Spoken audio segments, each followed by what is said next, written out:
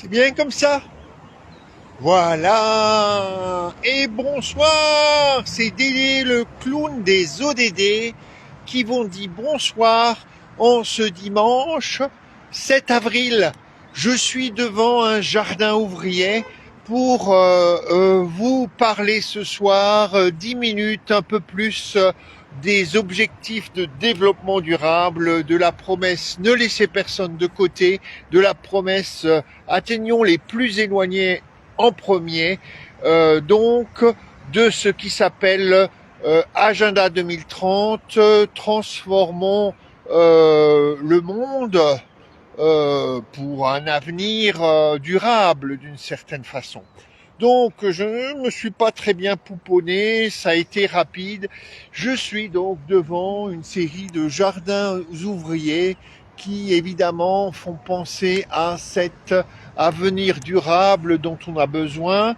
Je suis aujourd'hui en direct de la capitale de l'Europe, Strasbourg, et je vous parle proche d'un carrefour où peut-être il y aura des amis qui nous dérangent. Donc, simplement pour vous dire que nous entrons dans une semaine pas plus particulière qu'une autre, de printemps, les arbres sont en fleurs un peu partout en France.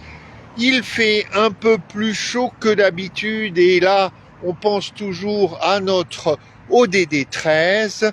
Et puis, il se passe des choses dans notre pays, au niveau du monde. Et ce que l'on pourrait dire, c'est que la semaine passée, enfin déjà hier, il y a eu la journée internationale pour la paix et le développement durable. Et donc, c'était une journée pleinement ODD. Vous avez peut-être vu des clips, des photos avec le fameux ballon et les 17 objectifs de développement durable. C'est vraiment une journée où on veut essayer d'insuffler dans toutes les pratiques sportives cette idée de construction de la paix et cette idée de développement durable. Ça, c'était hier. Et j'imagine que beaucoup d'entre vous savent aussi que entre hier et aujourd'hui, le monde marque les 30 ans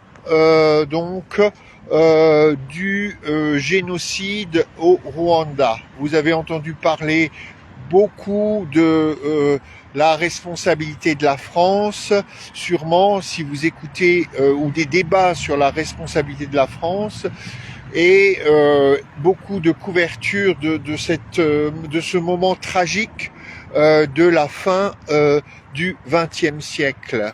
Et donc, en pensant à ce moment tragique vraiment très très marquant de la fin les années 90, on a entendu Emmanuel Macron, oui, la France aurait pu agir différemment. On pourrait se demander si ces oui, on aurait pu agir différemment, peuvent se répéter d'une certaine façon sur d'autres questions et au bout d'un moment se dire mais quelle est la responsabilité de ces puissances européennes qui depuis des siècles ont un rôle clé dans l'évolution du monde et qui d'une certaine façon ne compensent pas aujourd'hui, même s'ils reconnaissent bien avoir été responsables, ne se demandent pas si la richesse qu'ils ont encore aujourd'hui, et quand je parle de richesse, c'est pas seulement ce qu'on produit chaque année, etc. Mais la France est riche de beaucoup de bâtiments, de beaucoup d'autres choses qui se trouvent dans ses musées, de plein de choses. Est-ce que aujourd'hui, pour d'une certaine façon assumer la responsabilité de siècles d'exploitation ou de responsabilité sur des tragédies comme le Rwanda, il n'y aurait pas un choix à faire de dire nous mettons la main à nos richesses et nous faisons amende honorable en partageant ces richesses avec la communauté mondiale.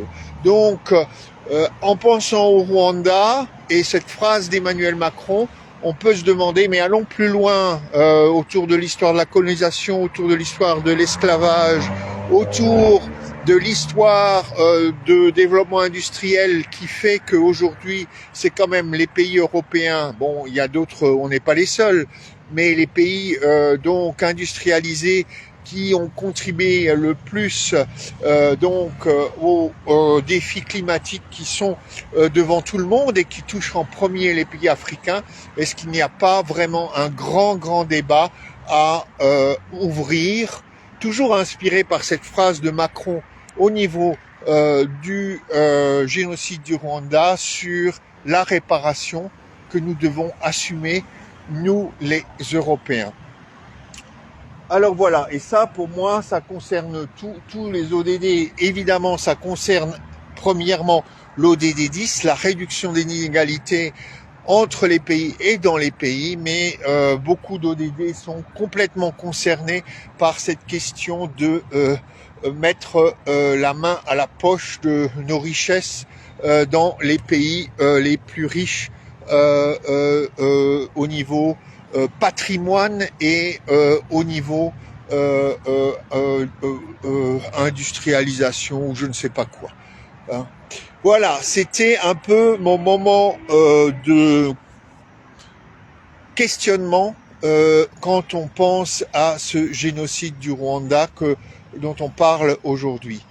Et puis, on est aussi, je crois que certains l'ont pu le suivre, le 7 avril, c'est la journée internationale de la santé, et des systèmes de santé. Et on sait que Gabriel Attal, pour la France, a annoncé un certain nombre de nouvelles, mais on le sait aussi, l'ODD 3, bonne santé et bien-être pour tous, c'est un ODD clé de l'agenda 2030, et donc c'était la journée ODD 3, disons-le, aujourd'hui, et j'espère que vous avez pu participer à des mobilisations, ou si vous le souhaitez encore, faire un signe à ce niveau-là. Et voilà pour ce qui est un peu des jours passés et de ce moment clé de l'anniversaire des 30 ans du démarrage du génocide au Rwanda, du début du génocide au Rwanda.